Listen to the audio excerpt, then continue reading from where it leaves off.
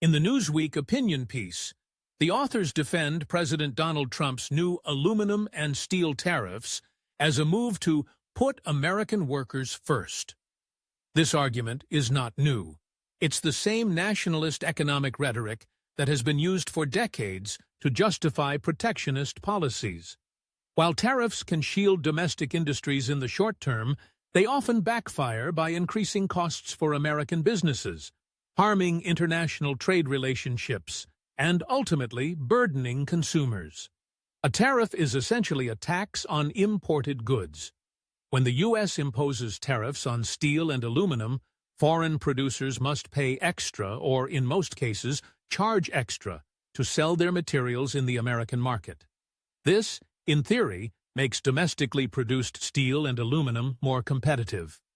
However, in practice, these costs are passed down the supply chain, meaning that U.S. buyers, manufacturers, construction firms, and even automakers using these metals must pay more for their materials.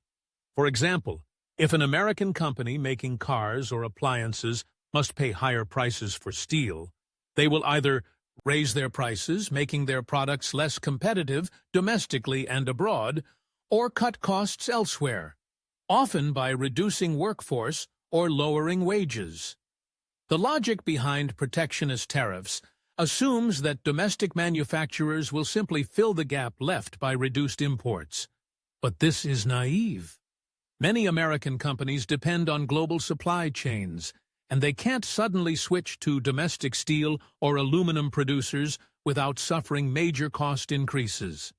The authors of the Newsweek piece repeat the usual nationalist talking points about protecting American workers, but they ignore the reality that tariffs are a short-term political stunt, not a sustainable economic strategy. The U.S. economy thrives on free markets, innovation, and competitive pricing, not artificial protectionist barriers. Instead of slapping tariffs on imports, the government is expected to invest in infrastructure, workforce development, and innovation to make American manufacturing genuinely competitive. The aluminum and steel tariffs are not about helping workers. They are about optics.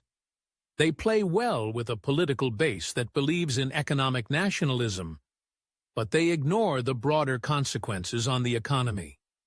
In the end, America First policies like these often put America last. Bill Wilson, my independent commentary for Skillings Mining Review.